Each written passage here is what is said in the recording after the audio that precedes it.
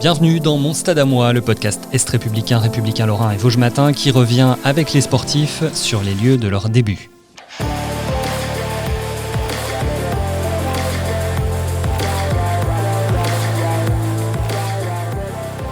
Premier invité, Olivier Crumbles, le sélectionneur de l'équipe de France féminine de handball.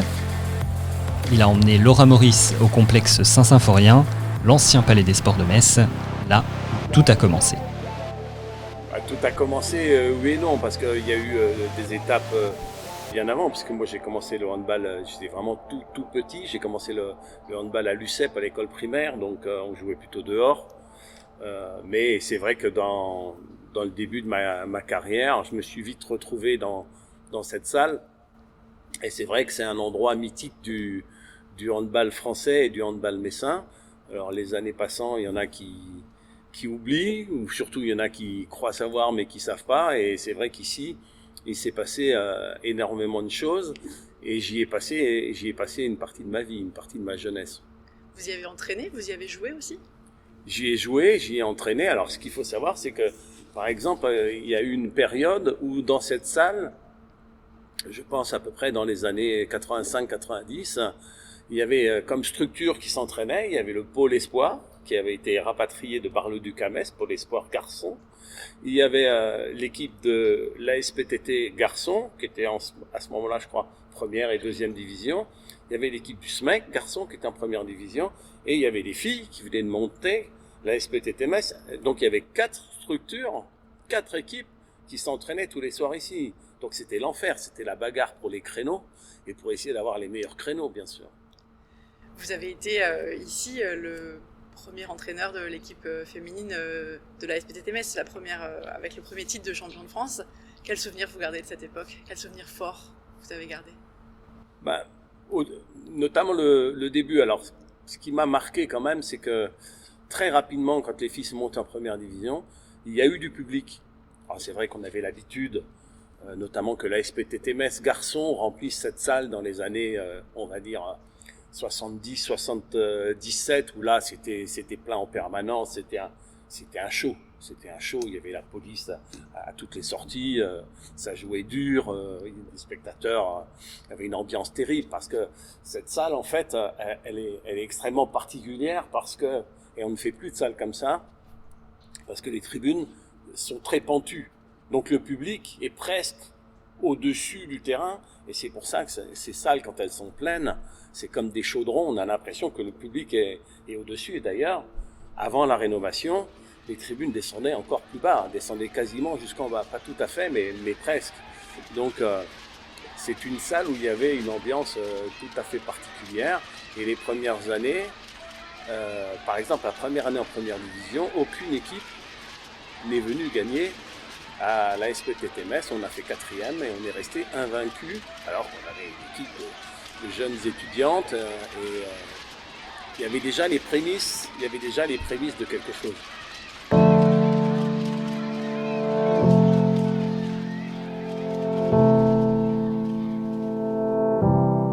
Alors on est à la fin des années 80. De quoi rêvait le jeune entraîneur que vous étiez à cette époque-là ? Moi, j'ai toujours rêvé de résultats et d'aller le plus haut possible.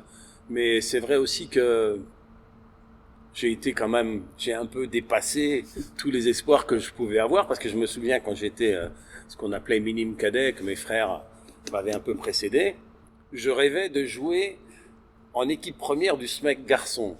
C'est-à-dire, qui jouait à ce moment-là en National 2. Donc je rêvais dans ma tête, je me disais si je progresse bien, peut-être un jour, je jouerai en équipe première du SMEC en National 2. Bon, je pense que vu la carrière que j'ai fait, effectivement, j'ai réussi à dépasser cette espérance, mais quand j'ai pris la SPTT Metz, je ne pouvais pas imaginer non plus qu'on aurait de tels résultats. J'avais un peu la certitude qu'en bousculant un peu le microcosme, en entraînant de plus en plus ces jeunes filles, on pourrait faire quelque chose de bien. Mais c'est vrai que ce club aussi, et cette aventure, elle a été portée par l'histoire, parce qu'il y a eu très vite des spectateurs un peu déçus de la chute des résultats des garçons à l'SPTT Metz, qui ont préféré venir voir les filles qui jouent au plus haut niveau. Et le fait qu'il y ait un public qui se soit créé autour de la SPTT Metz, ça a été un élément très important pour la réussite de ce club. Bien des années plus tard, vous êtes à la tête de l'équipe de France depuis de longues années, double champion du monde, champion d'Europe, vice-champion olympique. Quel regard vous portez sur votre carrière? Est-ce qu'il y a eu un tournant dans cette carrière, à vos yeux? Oui, il y a eu un tournant, forcément. Il y a eu un tournant, il y en a eu deux. Le premier tournant, c'est en 1990, on a été champion de France en 1989, on ne sait pas très bien comment, hein, avec ces jeunes nanas. Et moi, j'avais très peur de ne pas pouvoir assumer un statut de leader dans le championnat de France. Et l'année suivante, on est redevenu champion de France avec même plus d'aisance, puisque je me souviens qu'on a battu Gagny, qui était notre principal concurrent. On les a battus de 16 buts d'écart, ici. Et je pense que ce jour-là, je me suis rendu compte qu'il y avait quelque chose qui était en train de s'enclencher. Après, il est bien évident que c'est la nomination au poste d'entraîneur national qui m'a permis de développer tout ce que j'avais envie de développer. Et c'est vrai que j'ai été frustré pendant un moment, parce que quand en 1992, on m'a demandé de faire l'équipe de France junior, au travers de ce que j'avais montré à l'SPTT Metz, et des difficultés qu'il pouvait y avoir en équipe de France à ce moment-là, j'étais largement légitime. Et j'ai accepté de faire les juniors, parce que je pensais que j'allais faire 2-3 ans. Mais on m'a maintenu 6 ans sur le poste, et il a fallu un gros coup de gueule des filles en 1997 pour que les choses changent et que je sois appelé à la tête de l'équipe de France. Parce que si les filles n'avaient pas fait une pétition sur ce mondial en Allemagne, je me demande si quelque chose aurait changé un jour.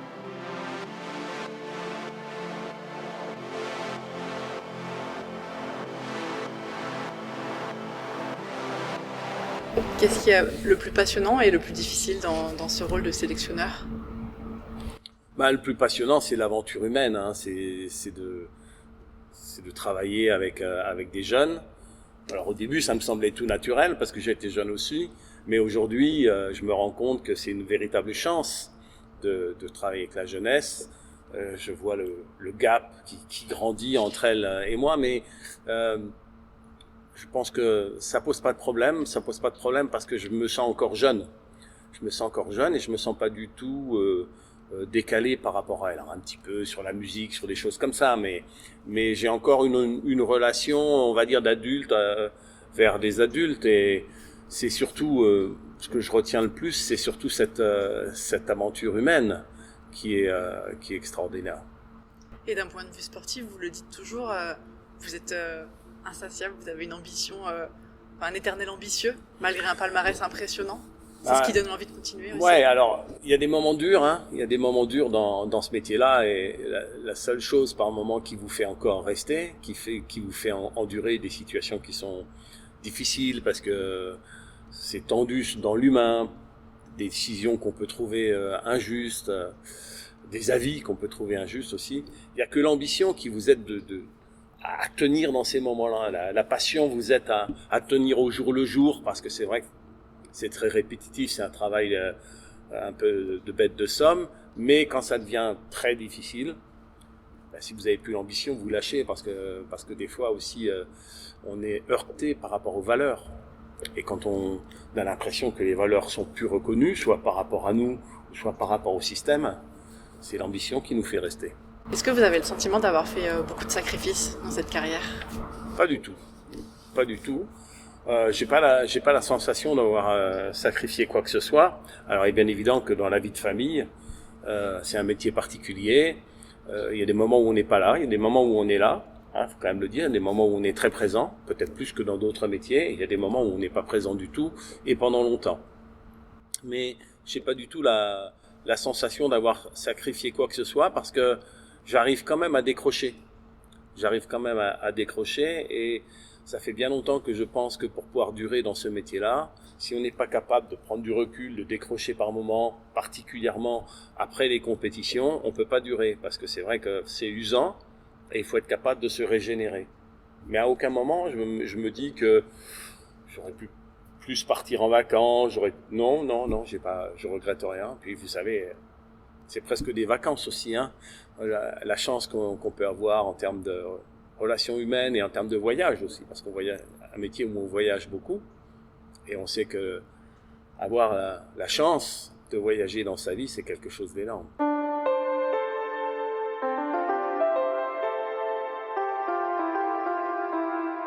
Vous parliez de vie de famille. Quel rôle a joué votre femme au cours de cette carrière comme soutien? Je pense que quand elle a été le plus en soutien, c'est quand ça a été le plus dur. C'est-à-dire en 2013, en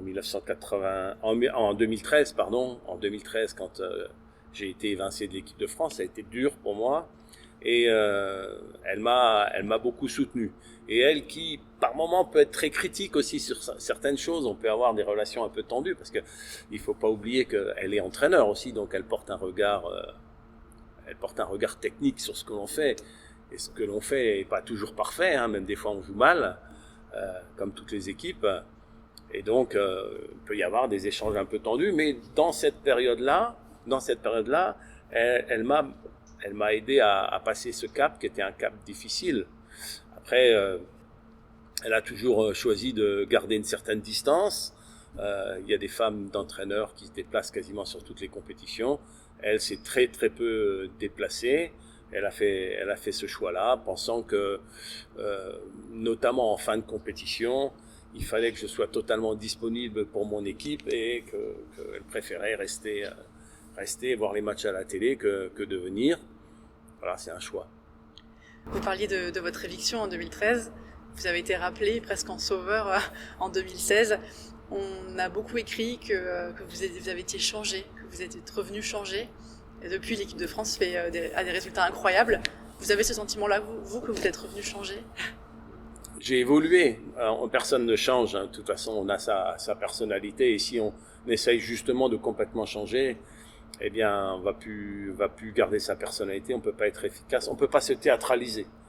Donc, je reste toujours le même. Je suis toujours bouillant. Mais c'est vrai que ce recul, après, sur cette éviction, on a dit beaucoup de choses et beaucoup de choses qui étaient fausses. Hein, puisque si ça avait été les joueuses qui avaient demandé à tout prix que je parte en 2013, elles n'auraient pas demandé à tout prix que je revienne en 2016. Mais cette période sans compétition m'a donné envie de faire évoluer mon coaching et pour être plus serein, plus efficace, plus humain et peut-être de centrer l'exigence sur le handball. Alors c'est vrai qu'au départ, il ne faut pas oublier que quand on devient entraîneur dans les années 85, 90, on fait tout.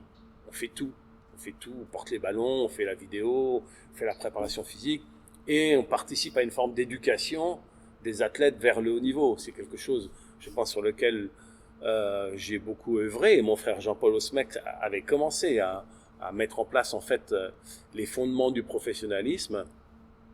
Mais quand je suis revenu, les athlètes étaient devenus beaucoup plus pros, donc elles n'avaient pas les mêmes besoins. Je pense qu'elles n'avaient pas les mêmes besoins. Et j'ai tout simplement essayé d'évoluer, de m'adapter à la nouvelle population, qui était une population aussi qui avait peut-être plus de moyens et qui avait plus besoin d'un accompagnement par rapport à leur qualité que de les porter, parce que c'est vrai que ça m'est arrivé d'avoir des résultats avec des équipes qui avaient moins de moyens, où il fallait porter énormément l'équipe, alors que là, je pense que depuis 2016, il faut plus accompagner. L'équipe de France s'impose. Championnat du monde de handball féminin, 17 décembre 2017. 23-21 face à la Norvège en finale. L'équipe de France, messieurs, dames, est championne du monde. Oh purée, c'est beau! On est à quelques mois des Jeux de Tokyo, 3 ans des Jeux de Paris. On sent que ces Jeux, ils vous font rêver, surtout ceux de Paris. C'est un titre olympique, c'est ce qui vous manque encore aujourd'hui? Il vous manque d'autres choses à part ça? Il me manque des médailles et des aventures humaines, mais c'est vrai que le titre olympique, c'est pas spécialement pour moi parce qu'on l'a jamais eu. Je fonctionne pas sur ce type de défi, de vouloir avoir tout dans tous les domaines, mais c'est parce que le titre olympique, on le place, nous les sportifs, au-dessus de tous les autres titres, parce que les Jeux olympiques, c'est mythique, c'est tous les 4 ans, c'est pas tous les 2 ans. Et au fond de notre cœur, les Jeux olympiques ont vraiment une place à part. parce que c'est tellement mondialisé, c'est tellement médiatisé, c'est une vie totalement différente. Quelle chance j'ai eu de faire 5 Jeux Olympiques. La vie dans un village olympique, c'est quelque chose d'extraordinaire. On a le sentiment que vous êtes devenu, ou peut-être que vous l'avez toujours été, un grand défenseur du handball féminin, des joueuses. Est-ce que ça, finalement, vous le resterez toujours, même après votre carrière de sélectionneur? Ça, je ne sais pas. Je ne sais pas parce que j'essaye de me projeter dans ma carrière d'entraîneur et de cadre. Et plus j'avance vers la fin, et moins je sais ce que je vais faire après. Ça, c'est très honnêtement, je ne sais pas du tout si je vais continuer dans le milieu du handball et pour quelle mission. Après, c'est vrai que j'ai tellement défendu le dossier du handball féminin que je pense que je vais continuer à le défendre d'une manière ou d'une autre, parce que c'est vrai que on a fait beaucoup de chemin, mais il en reste encore beaucoup à accomplir, hein, parce qu'on n'est pas encore sur une parité totale. On peut être fier, notamment dans le handball français, on peut être fier vraiment des avancées qu'on a pu avoir, et on est certainement dans le sport français, dans le sport co-français, très précurseur par rapport à la parité, parce qu'on a égalité de primes, on a des choses de ce type-là, mais il y a encore beaucoup de choses à faire pour que les clubs grandissent. Et bien évident que le bout du bout, ça serait d'arriver à ce que l'aventure de l'équipe de France ait tellement aidé les clubs français à se développer, qu'ils soient tout en haut et qu'ils dominent, ou qu'ils soient dans les tout meilleurs, ou qu'ils dominent, pourquoi pas, le handball européen.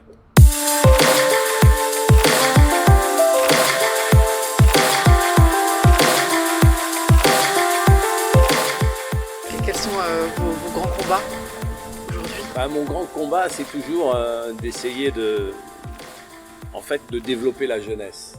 C'est l'idée de prendre des jeunes joueuses et de leur apporter ce que je peux leur apporter, de les faire grandir.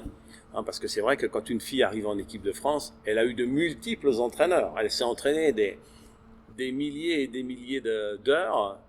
Mais dans mon métier aujourd'hui, et à tout moment, j'essaye de trouver ce que les autres ne peuvent pas voir. C'est un peu prétentieux, mais j'essaye de faire ça quand j'accueille une jeune joueuse. J'essaye de faire ça quand je fais de la vidéo, puisque j'ai plusieurs vidéomans, et que j'essaye de voir ce que eux n'ont peut-être pas vu, justement pour aller donner l'information qui va faire la différence sur le plan tactique.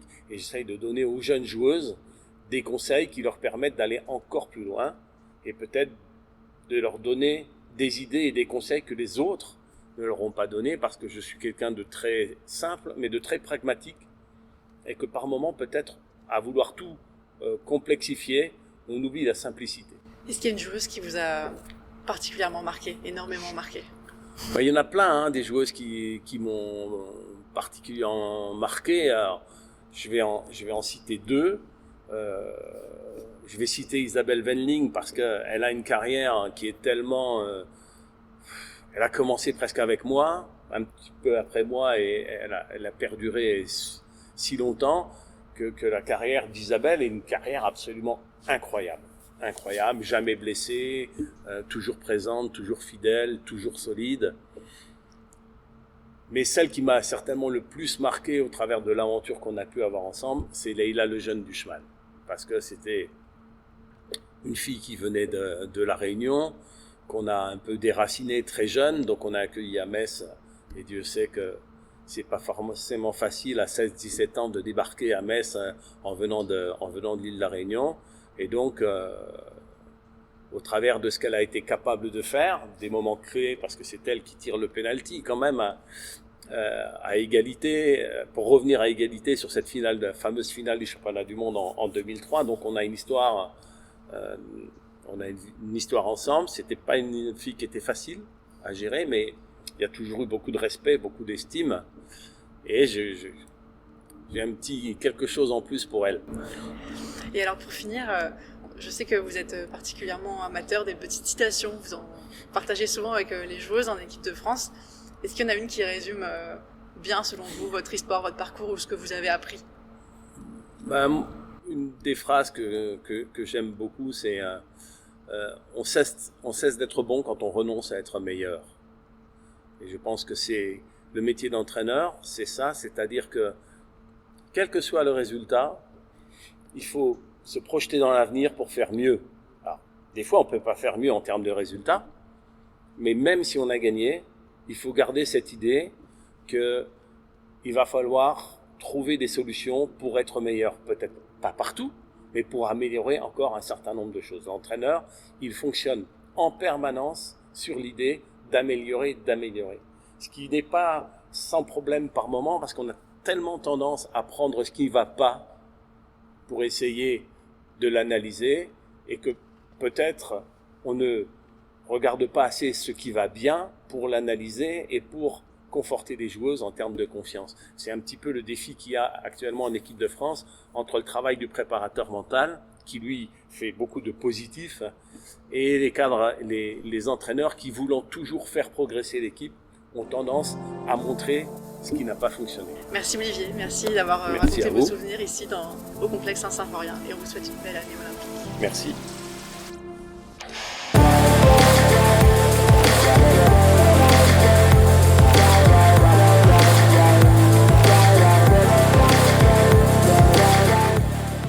C'était Mon Stade à moi, Olivier Crumbles interrogé par Laura Maurice. Mon Stade à moi, un podcast Est républicain, Lorrain-Vosges Matin, à retrouver sur nos sites internet et les plateformes de podcast. À bientôt sur un autre stade.